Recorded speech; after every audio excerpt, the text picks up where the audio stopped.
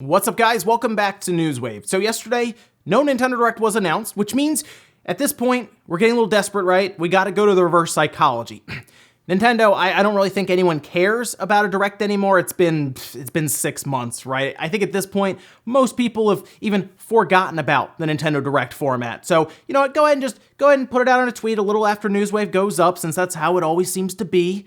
And most people won't even really talk about it since we're all playing Animal Crossing at this point. So, you know, just go ahead and put it out there. Who really cares? So hopefully that did it, and I'll see you guys tomorrow morning on live stream.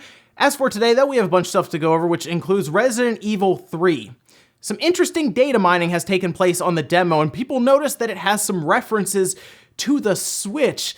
Yeah, does that mean that there's a port coming for it? We'll talk a bit about that one and what that could even mean. And then SEGA put up a mystery website that appears to be counting down to today for something, actually. As always, guys, if you enjoy these videos, make sure that like button helps out a ton. And if you're brand new here, hit that red subscribe button down below. And we're actually gonna start today with PlayStation Plus for April. Now, we haven't really seen an official announcement at the time of this recording, but we did have some that appear to leak out early, specifically the announcements for Uncharted 4 and Dirt Rally 2.0, both heading to PlayStation Plus this month. So in April coming up, you will see those pop up. It seems to be April 7th.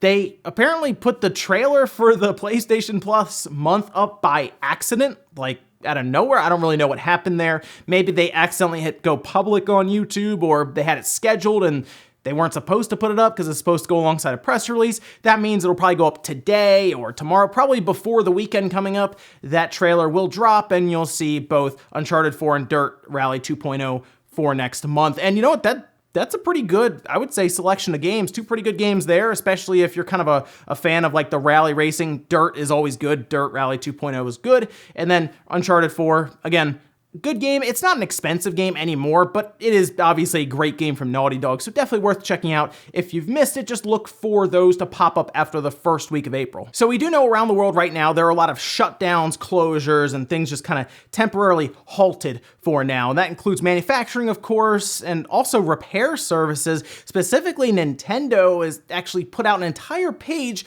outlining that their repair warranty services are currently on hold, and there's no real telling when they're coming back. It's just, for now, they have just been shut down. And, well, you might be thinking, I just sent them something. What am I supposed to do now? Well, they did answer a lot of this in a large FAQ that they put out, that if you have sent something in or you're waiting for something to come back, you're going to want to go read immediately to see where you stand exactly, because if your package or your system, controllers, whatever, that could even be the Joy-Cons, I guess, technically, if they're drifting and you had them under warranty, you most likely will just have it sent back to you. It'll be seen as undeliverable.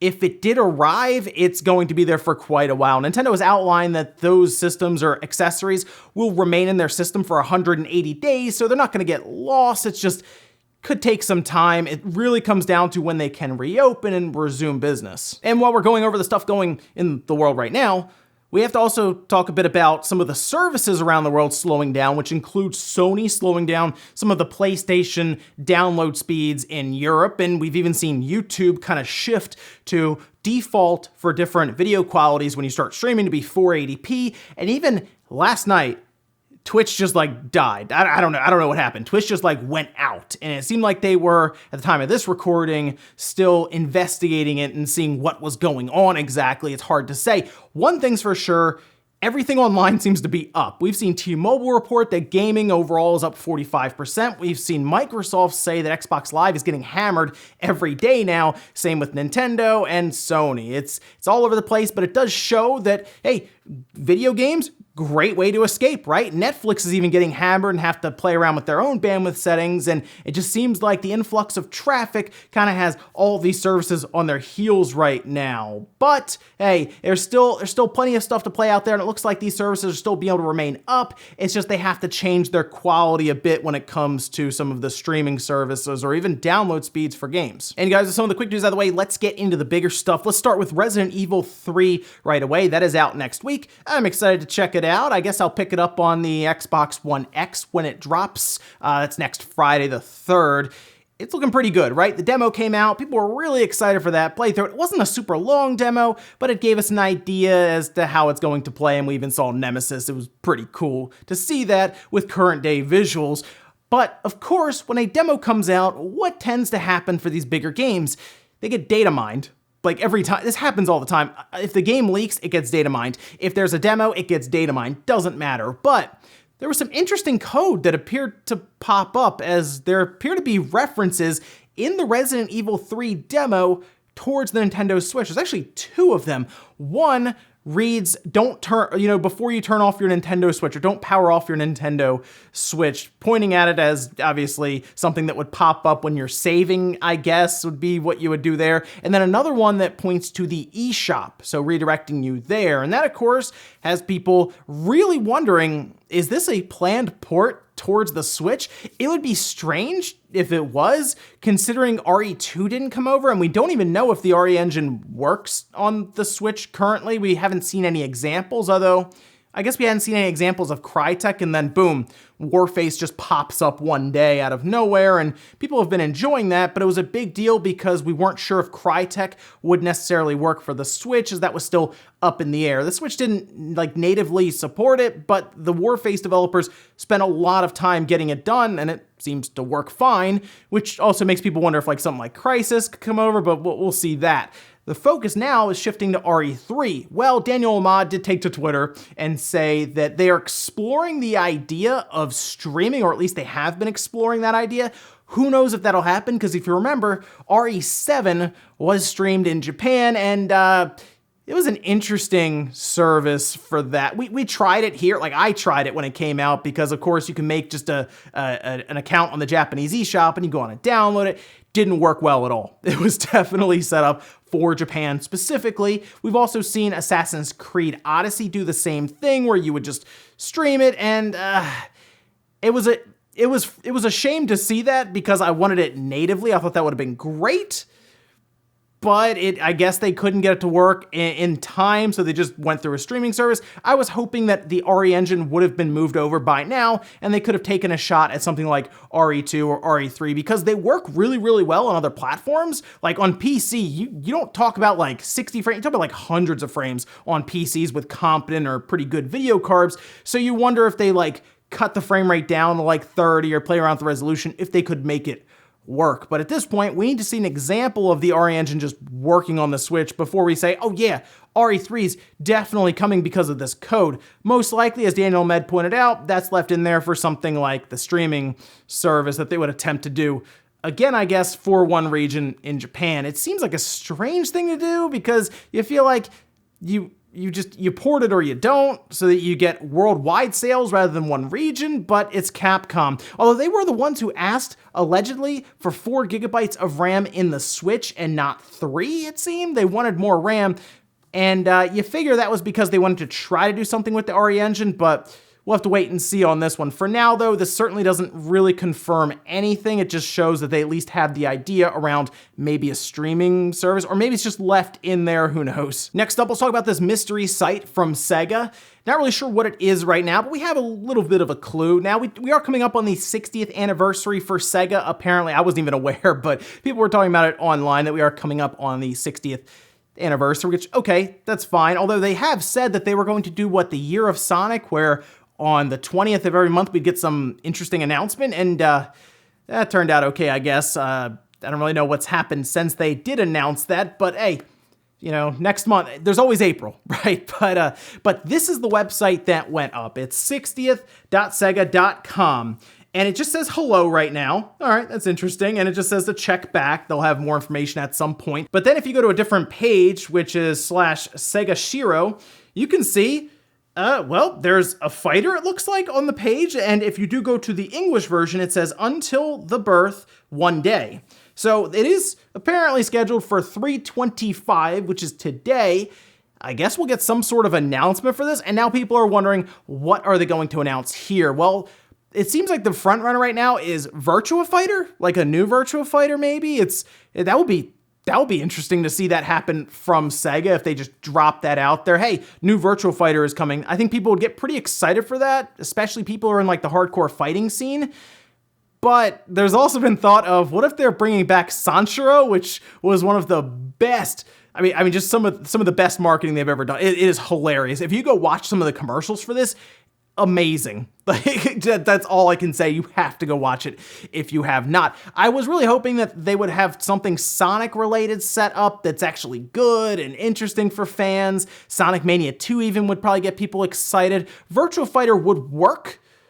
I think it would get, like I said, some people excited, but it wouldn't get like the mainstream excited. But maybe this is like a set of announcements. Maybe this isn't just one thing, because that is just a page on their 60th anniversary website. It's possible, but for now it's a mystery site, although something, I guess, is getting announced today. Next up, let's talk about those rumors that were fast spreading just a week or so ago about Konami actually partnering with Sony to do stuff with Silent Hill. Remember, we had the idea of a brand new Silent Hill game, maybe some remasters at one point, even the idea of Silent Hills, the game that Kojima was working on before all of that got shut down with all of that ugliness. We did get the demo of PT out of it at least, but the idea of all of that kind of being pulled in, revived by Sony, and put out there, it was an exciting idea, especially for Silent Hill fans. Well, it looks like some PR for Konami is kind of shooting that rumor down, at least how it's being said at this time. There is some vagueness in there, I think on purpose, but this is what they said. We're aware of all the rumors and reports, but can confirm that they are not true. I know it's not the answer your fans may want to hear. It's not to say we are completely closing the door on the franchise, just not in the way it is being reported. Now, this was Rely on Horror, who appeared to reach out to the US PR firm for Konami, and look, they're not going to tell you, oh, yeah, we're working on 2 Silent Hill games. Here are the titles. Here's the idea. You know what? I'm just going to send you the trailer. It's not set to debut for a month or 2, but I'll send it to you. You know, they're going to play dumb. They're going to divert. Here's the thing, though. If you look at what they've said that they haven't shut the door on Silent Hill. It's just not in the way it's being reported. As in, there probably are plans for Silent Hill in some fashion. And you know what that means?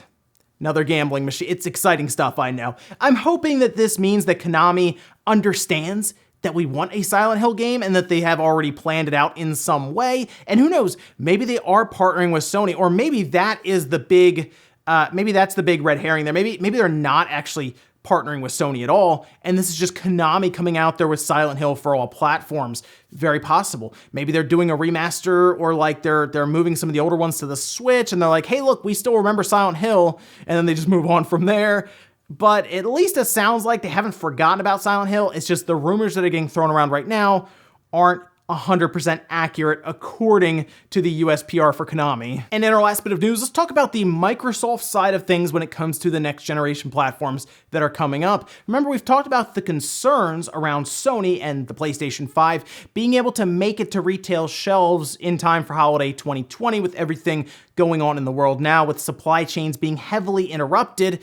On Microsoft's side, they also had their supply chains interrupted, but it looks like they're at least back on track. And this was mentioned from Satya Nadella in a CNBC interview, where he has now said that they are back on track, or in his own words, on the supply side, we are getting back on rails, okay? But it does look like for Xbox and Surface, it is kind of getting back to normal for them when it comes to the supply manufacturing. This is good news for Microsoft, considering there was a lot of concern and doubt around that even being possible with a lot of the shutdowns and basically people just waiting things out and the supply chains just kind of being completely interrupted at times. We just talked about the Switch yesterday, where those are like really like impossible to find right now in retail shelves. Nintendo had to put out a statement ahead of time saying that that would be an issue with supply and manufacturing being a problem. Microsoft was facing that similar issue, but it looks like they're getting things back on track. To be honest, just in time for them to start really developing and manufacturing the Series X, something they would want to do 6 to 7 months ahead of time. So they're going to be cutting it close. And that's something we've, again, been wondering. 2020 holiday, sure, they keep doubling down on it. They keep saying, yes, holiday 2020. But we're still unsure of this. At least they keep saying that it's going to happen. And now they're saying their supply chain is getting back on track.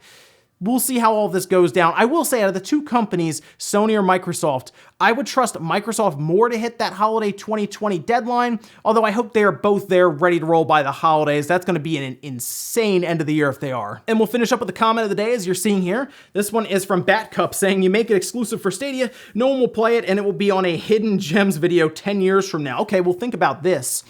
If Stadia isn't around 10 years from now, that game will just be a memory. It won't even really exist. I mean, really, think about that. It's unless the developer somehow gets all the 100% rights of it after Stadia goes away and they can redistribute it to people, maybe port it to another platform, just a PC even.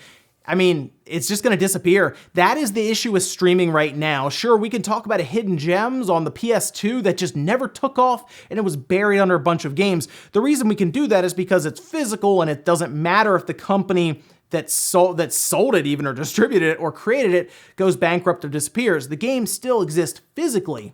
That's kind of something we're trying to come to, or at least cope with here with streaming, is that the possibility of all that stuff just disappearing one day is not that hard to believe happening, right? Like it could happen at any time. I think that's why people are still being a bit hesitant with Stadia, but hey, if they can come up with a good exclusive from Splash Damage, I'm sure people will at least give it a look, much like how people are actually starting to consider VR with Half-Life Alyx. But again, the problem with Stadia, we don't know if it'll be there a year from now, 2 years from now. We don't know if it'll be there next week. And ladies and gentlemen, that's going to do it here for Newswave. If you enjoyed this video, guys, hit that like button, really helps out. If not, hit the dislike. Leave comments down below about everything we talked about today. Well, there's Resident Evil 3. There's some interesting things referencing the Switch in this code. Do you think Capcom actually has a plan to port that over? Or do you think they're gonna stream it? Or do you think it's just leftover code from their internal testing? Maybe they were trying to get it there and it's not something they decided to move on. Also, what is SEGA teasing for apparently today? And then the PS5 or the Series X, if one was gonna miss this year's launch and fall to 2021, which one do you think it would be? Thanks guys for watching, and I'll see you next time.